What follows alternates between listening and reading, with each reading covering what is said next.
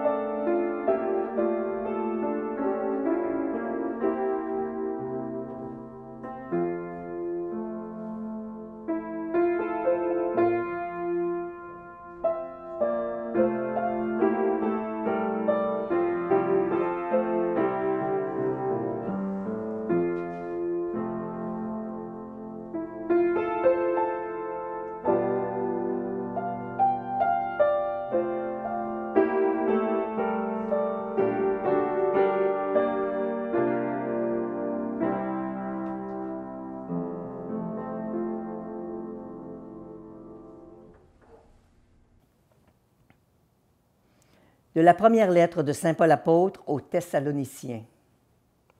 Soyez toujours dans la joie, priez sans relâche, rendez grâce en toutes circonstances. C'est ce que Dieu attend de vous dans le Christ Jésus. N'éteignez pas l'esprit, ne repoussez pas les prophètes, mais discernez la valeur de toutes choses. Ce qui est bien, gardez-le. Épargnez-vous de tout ce qui porte la trace du mal. Que le Dieu de la paix lui-même vous sanctifie tout entier et qu'il garde parfait et sans reproche votre esprit, votre âme et votre corps pour la venue de notre Seigneur Jésus-Christ. Il est fidèle, le Dieu qui vous appelle. Tout cela, il l'accomplira.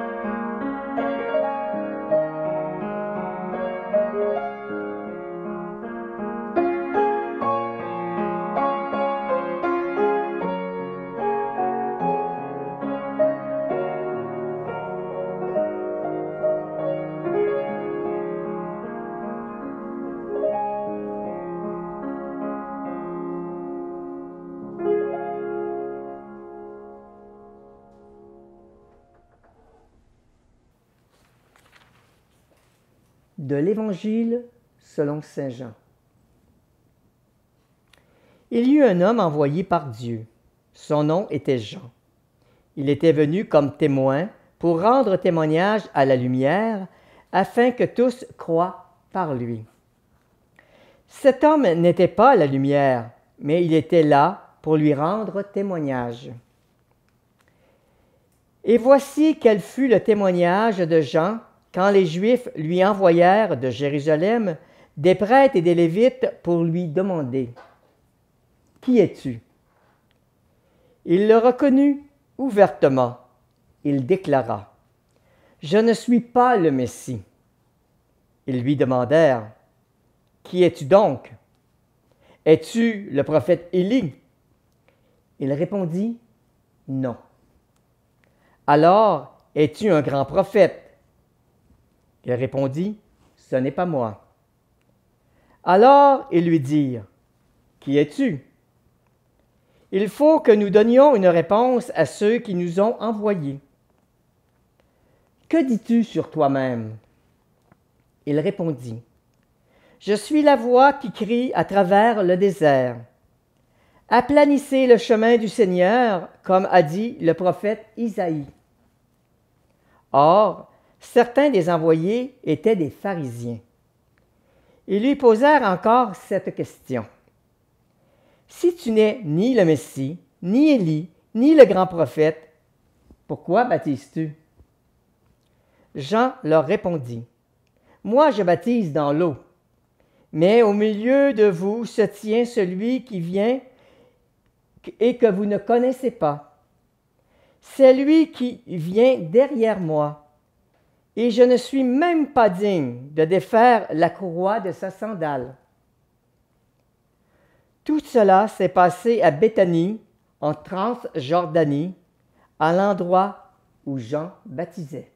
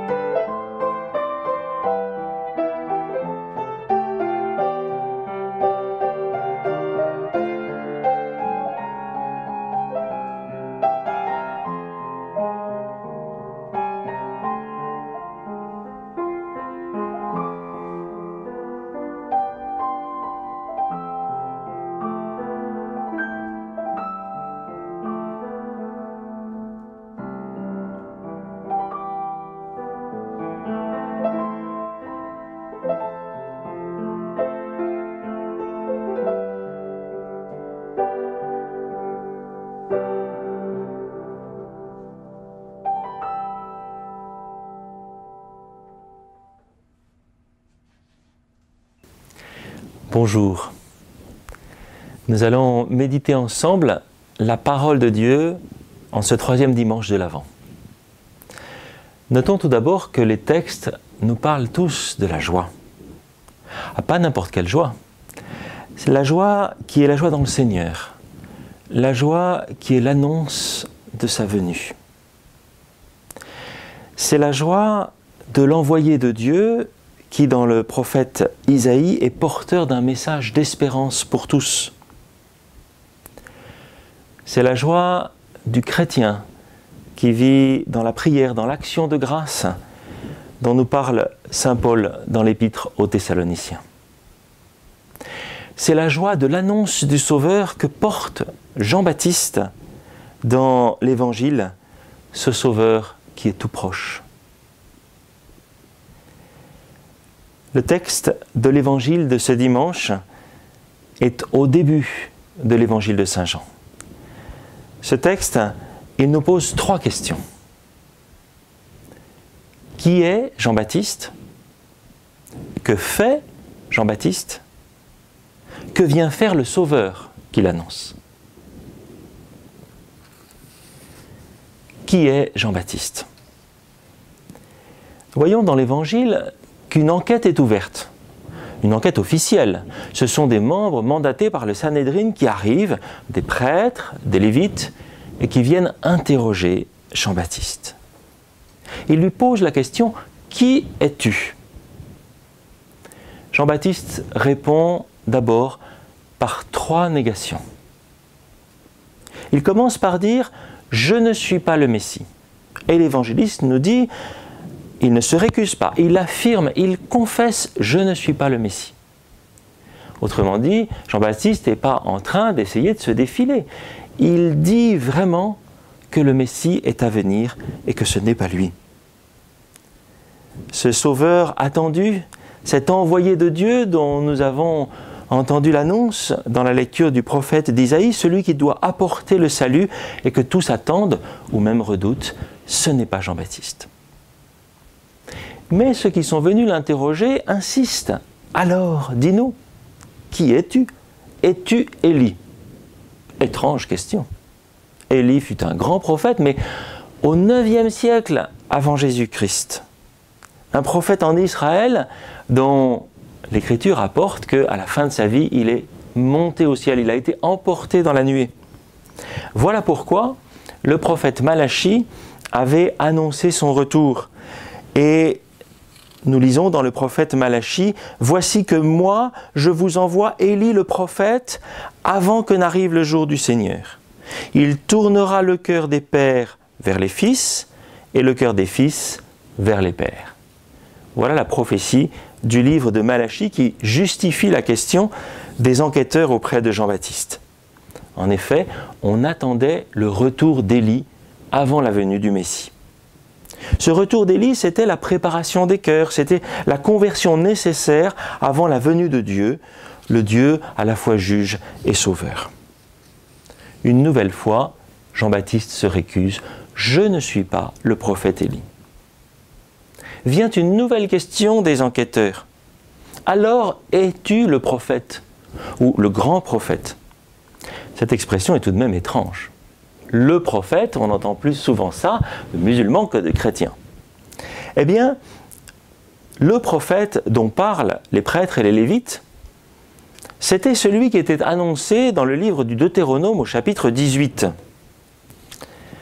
Moïse parle et dit « Le Seigneur me dit, je leur susciterai d'entre leurs frères un prophète comme toi, je mettrai mes paroles dans sa bouche et il leur dira tout ce que je lui commanderai. » Donc, suite à ce passage du livre du Deutéronome, on attendait la venue du grand prophète des derniers temps, ce nouveau Moïse, celui qui viendrait redire la loi, permettre à chacun d'y correspondre.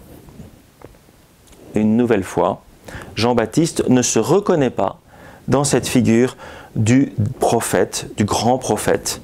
Il n'est ni Élie ressuscité, ni le nouveau Moïse venu expliquer la loi de Dieu. Alors si Jean-Baptiste nie toutes ces paroles, qui est-il? Comment Jean-Baptiste va-t-il se définir? Eh bien, il le fait à partir de la parole de Dieu.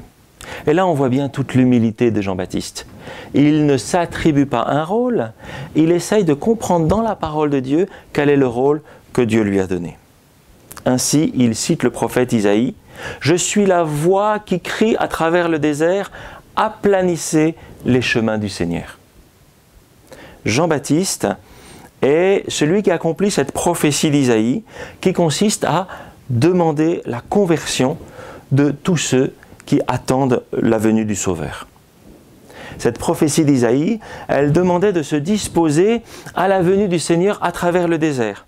Elle demandait d'abaisser les collines, de combler les ravins, de façon à ce qu'une belle voie bien plane puisse permettre la venue du Messie au milieu de son peuple à travers le désert. Donc, Jean-Baptiste, il est cette voix. Il n'est pas la parole, il est celui qui porte la parole. Il n'est pas celui qui dit de lui-même des paroles, il est celui qui les proclame, mais ces paroles-là, elles viennent de Dieu. L'évangéliste nous résume d'un mot le rôle du Baptiste. Jean-Baptiste est un témoin. Cette parole, elle vient au tout début de l'évangile, au milieu de ce que l'on appelle le prologue, vraiment le très beau chapitre qui ouvre l'évangile de Jean. Il nous est dit, Jean-Baptiste est témoin pour rendre témoignage à la lumière.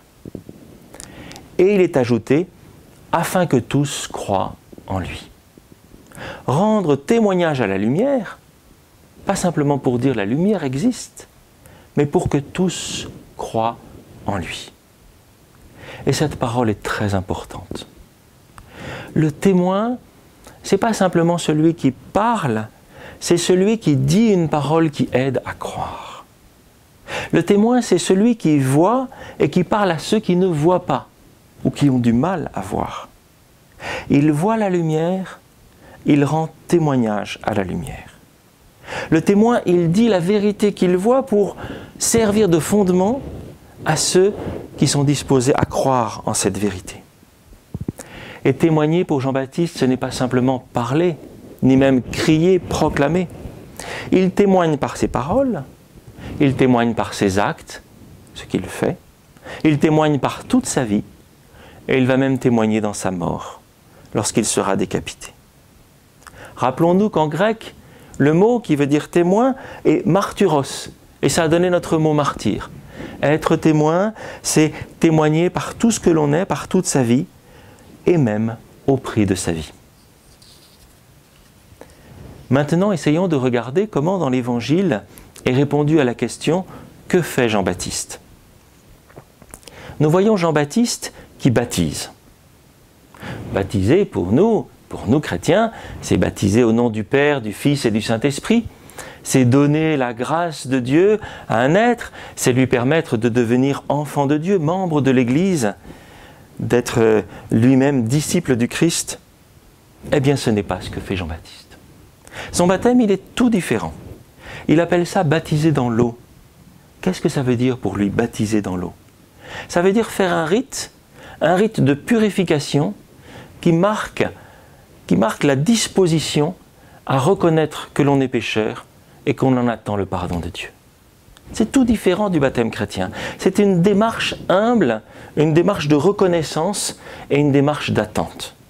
Jean-Baptiste, il est venu préparer les cœurs pour permettre à chacun de poser cette démarche, de plonger dans le Jourdain, de se reconnaître pécheur et de ressortir en étant disposé à attendre la venue du Sauveur.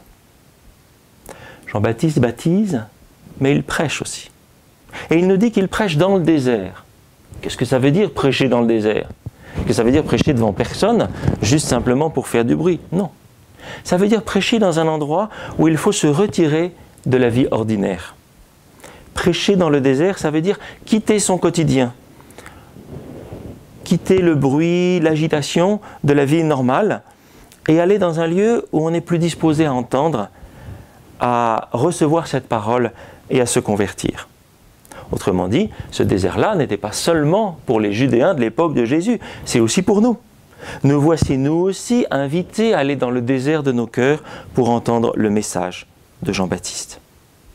Ce message, il nous dispose à ce que Jean-Baptiste a voulu faire, c'est-à-dire préparer l'accueil de la venue du Christ Sauveur.